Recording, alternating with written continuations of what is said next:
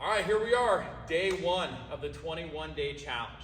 Now, how this goes is it's in a specific format that is going to push you a little bit, but also make sure that you're safe and can recover effectively. And so there's going to be 3 days of workouts, and then you're gonna have a day of active rest. I'm still gonna tell you what to do on that active rest day to make sure you get the best benefit from it though. Then you're gonna have 2 more workouts, and then an active rest day after that. Then you're gonna repeat that cycle. And so those workouts are gonna be repeated as well.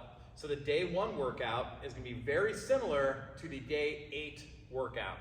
It's just some of the reps will change. As we progress through the program, you'll have more reps or more rounds or more time to do it in. It's a concept called progressive overload. So as you go along, you're gonna do a little bit more as you go through the 21 days.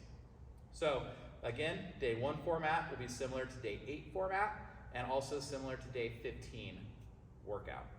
So here we go for that workout. It is going to be for this day 1, and again, in the future, make sure you're always looking at the reps that are in the text because the actual number of repetitions may be slightly different. So today we have 3 rounds of 10 squats and then 10 burpees. And you're gonna go through that 3 times. After you've completed the 3 rounds, you're gonna rest 2 minutes, and then you do 3 rounds of 10 glute bridges, followed by 10 burpees. And that's it, then the workout's over. So let's talk about these movements to make sure that you can do them safely and effectively. So for the squat, we're not gonna use any weight because it's just at home, no equipment needed. So buddy's gonna set his feet up here, so they're kind of under his shoulders a little bit. That looks pretty good right there. Maybe give him a little angle on it.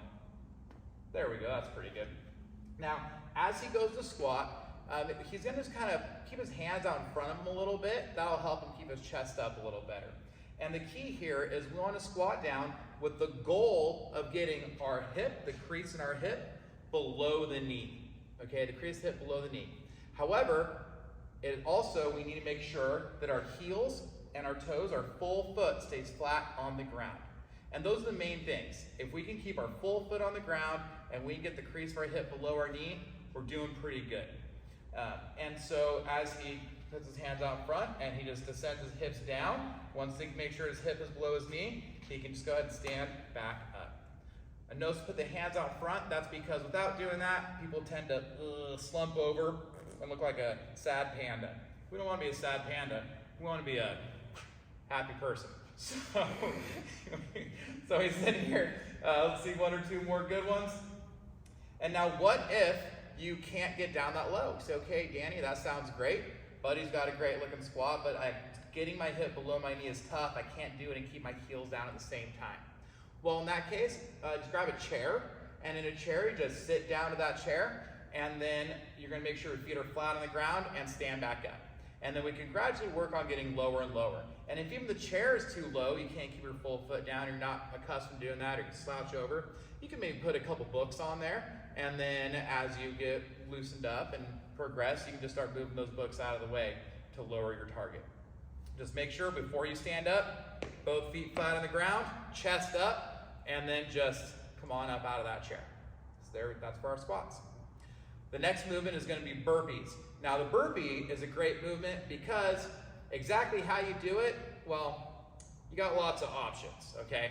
The goal is we're gonna lay down on the ground so our chest and our thighs are on the ground, and then we're gonna get back to our feet and we're gonna jump with hands overhead.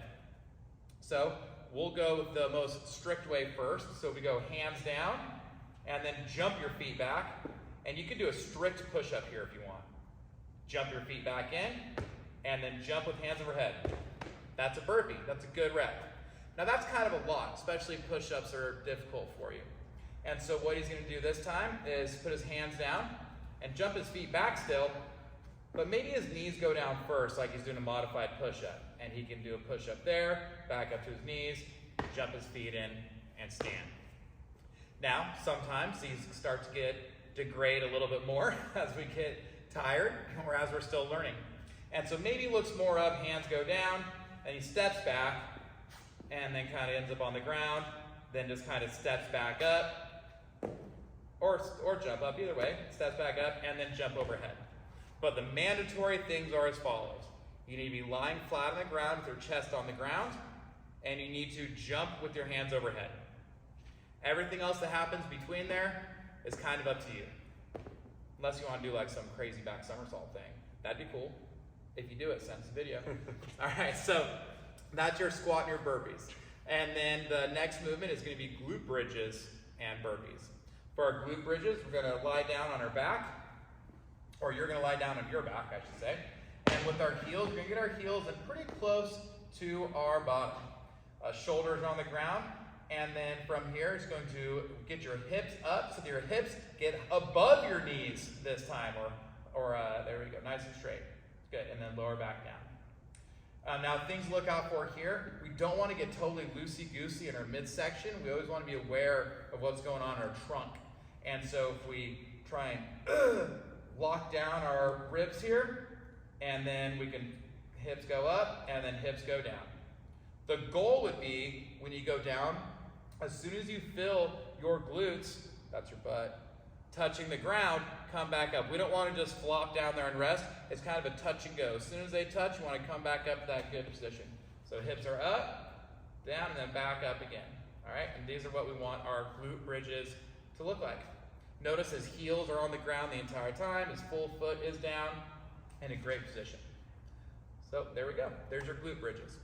So this workout, workout 1 and workout 8 and workout 15 all have the same format. Make sure you check the reps because the reps and rounds will change. But we have 3 rounds of squats and burpees, a 2-minute rest, and then 3 rounds of glute bridges and burpees. All right, man, day 1.